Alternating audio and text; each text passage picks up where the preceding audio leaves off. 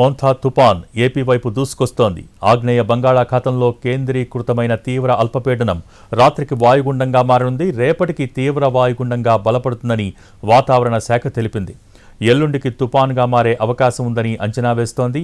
ఆ తుపాను ప్రభావంతో నేడు కోనసీమ, కృష్ణా, బాపట్ల జిల్లాల్లో ఓ మోస్తరు నుంచి భారీ వర్షాలు పడనున్నాయి.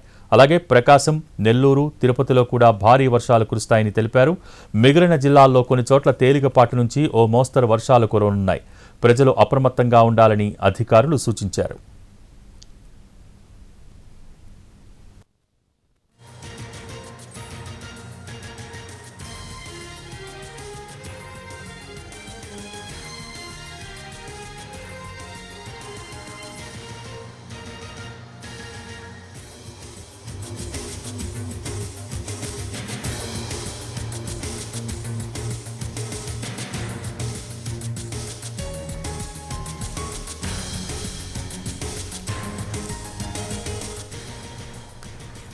మోంథా తుపాన్ ఏపీ వైపు దూసుకొస్తోంది. ఆగ్నేయ బంగాళాఖాతంలో కేంద్రీకృతమైన తీవ్ర అల్పపీడనం రాత్రికి వాయుగుండంగా మారనుంది. రేపటికి తీవ్ర వాయుగుండంగా బలపడుతుందని వాతావరణ శాఖ తెలిపింది. దీనికి సంబంధించి మోర్ అప్డేట్స్ మా ప్రతినిధి రవిచంద్ర వైజాగ్ నుంచి లైవ్ ద్వారా అందించేందుకు సిద్ధంగా ఉన్నారు. Ravichandra, over to you. Bhogi, ఆగ్నేయ బంగాళాఖాతంలో ఇప్పటికే వాయుగుండం ఏర్పడింది.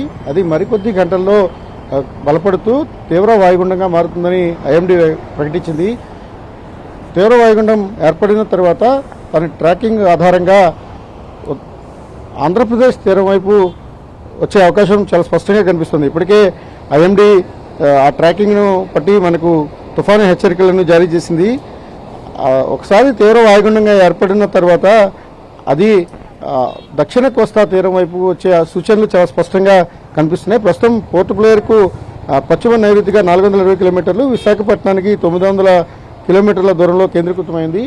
ఇది కాకినాడ, విశాఖపట్నాల మధ్య తీరానికి సమీపంగా వచ్చిన తర్వాత దాని దిశను బట్టి స్పష్టత వచ్చే అవకాశం ఉంటుంది. ప్రస్తుతానికైతే మోంథా తుఫాన్గా ఇది రాబోతోంది. దీన్ని థాయిలాండ్ దేశం సూచించిన పేరుగా ఇప్పటికే ఐఎండీ చెప్తోంది. ఓవరాల్గా ఈ తుఫాను ప్రభావం 4 రాష్ట్రాలపై ఉంటుందని ఐఎండీ అంచనా వేస్తుంది. ఆంధ్రప్రదేశ్ తీరంపైన ఎక్కువ ప్రభావం ఉంటుంది, ఎందుకంటే ఇక్కడే తీరాన్ని దాటే అవకాశం ఉంది కాబట్టి. ప్రధానంగా దక్షిణ కోస్తా, ఉత్తరాంధ్ర జిల్లాల్లో తుఫాను ఏర్పడిన తర్వాత భారీ నుంచి అతి భారీ వర్షాలు కురవబోతున్నాయి.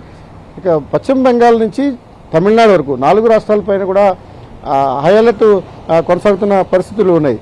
ఇక తీర ప్రాంతంలో ఉన్న అన్ని జిల్లాలను కూడా రాష్ట్ర ప్రభుత్వం అప్రమత్తం చేసింది. ప్రధానంగా విశాఖపట్నం అధికార యంత్రాంగం పూర్తి స్థాయిలో సన్నద్ధమైంది. ఇప్పటికే సెలవులను రద్దు చేయడంతో పాటుగా ఆ మండలాల వారీగా అధికారులు సంసిద్ధంగా ఉండాలని, ఎటువంటి విపత్కర పరిస్థితులైనా ఎదుర్కోవడానికి సిద్ధంగా ఉండమని కలెక్టర్ ఆదేశాలు జారీ చేశారు. కంట్రోల్ రూములు కూడా ఏర్పాటు అవుతున్నాయి. ప్రస్తుతం తీరంలో వాతావరణం కూడా పూర్తి స్థాయిలో మారుతూ వస్తోంది. అలల తాకిడి పెరుగుతోంది. గాలుల ఉధృతి కూడా క్రమేపీ పెరుగుతున్న పరిస్థితి. వాయుగుండం తీవ్ర వాయుగుండంగా మారి తీరానికి సమీపించే కొద్దీ కూడా దాని ఇంపాక్ట్ మరింత ఎక్కువగా ఉండబోతోంది.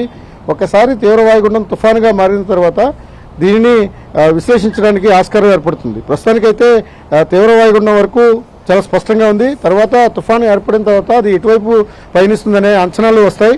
ప్రస్తుతానికైతే చాలా స్పష్టంగా దక్షిణ కోస్తా, ఉత్తరాంధ్రలపైన ఈ తుఫాను ప్రభావం చాలా స్పష్టంగా ఉండబోతుందని అర్థమవుతుంది.